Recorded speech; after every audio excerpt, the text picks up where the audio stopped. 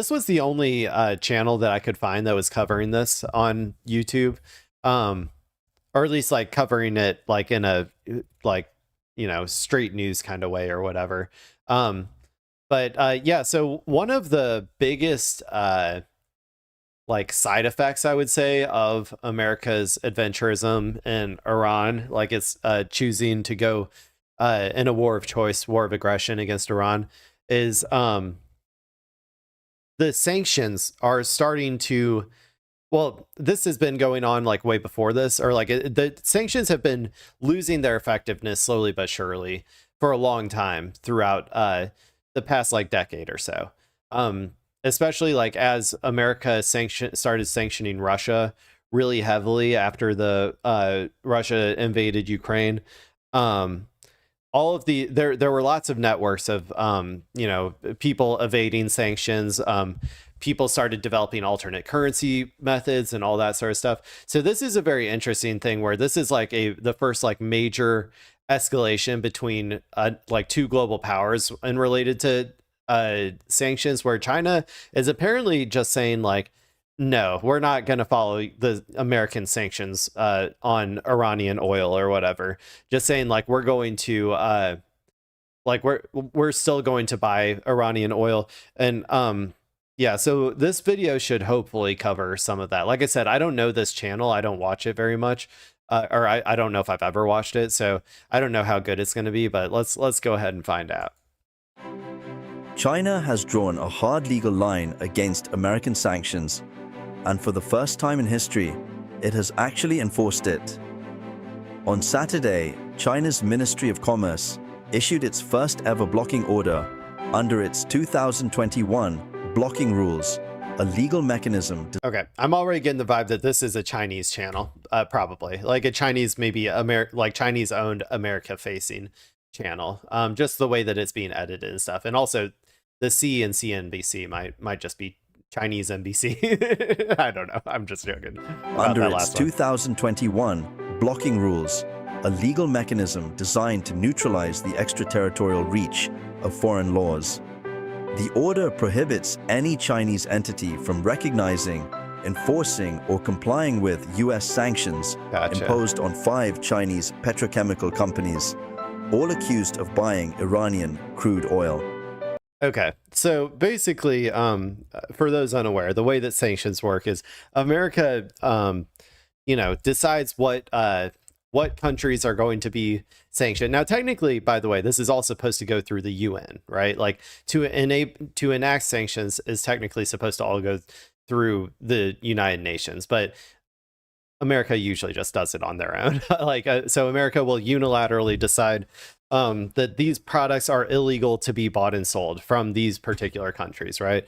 And then most countries will abide by that, because the penalty of not doing so is being disconnected from the American dollar and the American banking, American banking system, right? If you do not abide by the sanctions, then they could seize your assets, like, because everybody holds assets in dollars. A lot of people hold assets in America. There's lots of bad things that can happen to you if you decide to avoid the sanctions, or like not follow the sanctions. Countries like China and Russia have been doing like, shadow fleet, like behind the scenes, like skirting of sanctions for a while. Also with the rise of BRICS and like the new sort of like cross currency, like using local currencies to do transactions, you can get through a lot of them, or like get like kind of skirt past them a lot. Also, the rise of crypto as well has made it very easy for countries to get around sanctions if they want to. So sanctions have been slowly dying, right? Like the sanctions regime have been getting less and less effective as time goes on, because also as America uses it as a like hammer over and over and over, or as a nail, I guess, like over and over and over again. Eventually all of these countries start to be like, well, we'll just, it pushes our enemies, quote unquote, like to form blocks that no longer abide by the sanctions, right?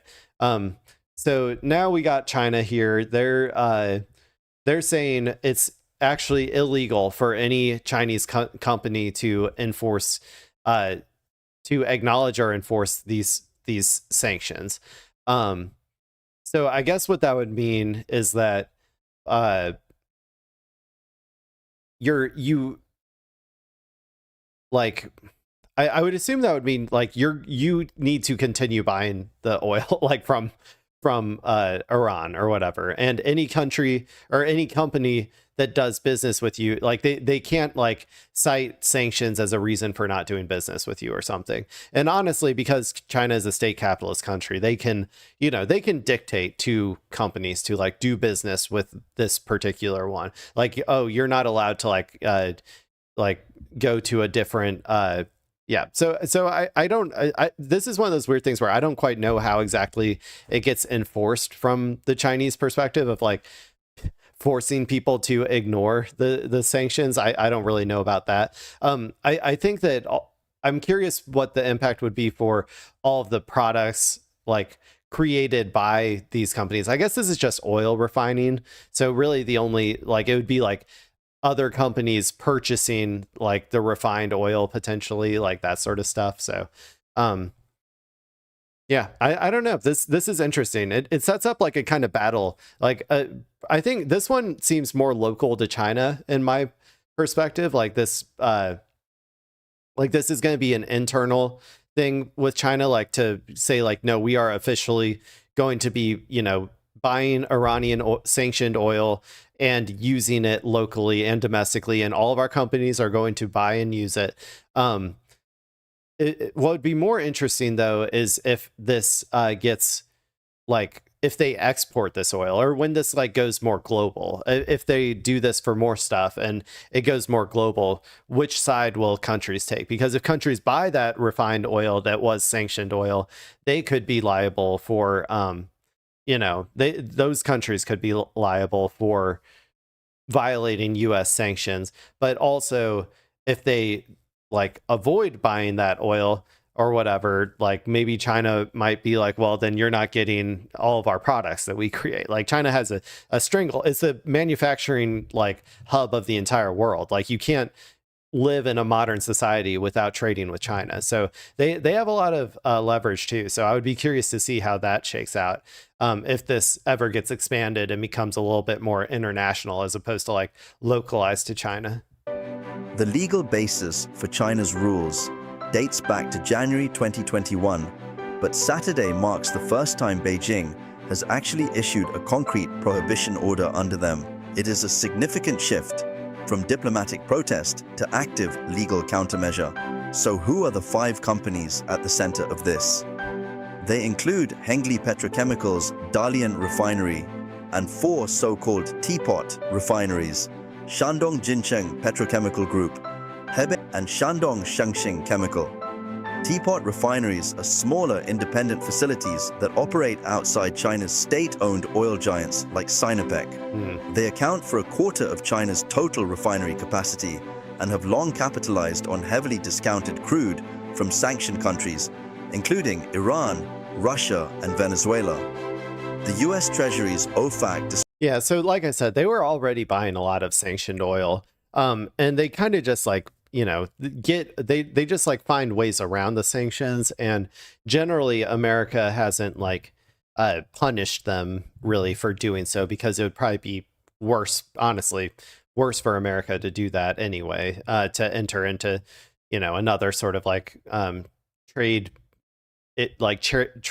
war with China. So that's probably why they don't really do anything about it. But yeah, this is just making it like official. Like it's just like an official, like we are not fucking with sanctions anymore. Described Hengli as one of Tehran's most valued customers, alleging it purchased billions of dollars worth of Iranian oil. China, for its part, bought more than 80% of all oil Iran shipped in 2025. Washington's sanctions, imposed under Trump's maximum pressure campaign, placed the 5 companies on the specially designated nationals list, effectively cutting them off from the US financial system and freezing their assets. Beijing's blocking order. See, there you go. That's like some of the stuff that America can do to like try to, discipline countries for doing, you know, skirting sanctions, I guess. Um, so I guess America did actually try to, you know, try to do something against them. I guess it just doesn't really matter that much to them. And China said, okay, fine. And then just kept using sanctioned oil. I guess cost benefit wise, they thought it would be better to just, okay, these companies won't deal with America then. They just won't trade with America or anything. And then that'll be that, I guess. I don't really know, honestly, because I'm assuming most of this oil, like I said, is being used domestically, probably. I don't know if they're doing any exporting of this oil after the fact, and I don't know how sanctions apply if it's a product created from sanctioned materials. I don't really know how that works. Order took effect immediately upon publication, and China's Commerce Ministry stated that the US measures improperly restrict Chinese companies from conducting normal trade activities with third countries in violation of international law. The timing is pointed. Washington and Tehran remain at a diplomatic I feel like I'm in Bridgerton with this background music, man. standstill, with no permanent resolution in sight for the conflict that began with US-Israeli strikes on Iran in late February. China has consistently opposed the war and the accompanying sanctions regime, and Saturday's move signals that Beijing is now willing to use legal tools, not just words, to push back. Whether the blocking order has real-world teeth, given America's grip on the global financial system, remains to be seen. But as a statement of intent, it is the clearest China has made yet. There you go. That had to be a Chinese channel, if I had to guess. Interesting. I think this is a pretty big thing, by the way. I think this is going to be the start of the unwinding of America's global dominance in finance. It's not going to happen today. It's not going to happen tomorrow, but this will be, I think, one of the moments that like people will look at as like a big moment where someone just blatantly said, we are not abiding by your sanctions for like under this regard. So I don't know. It's yeah, we'll see what happens there.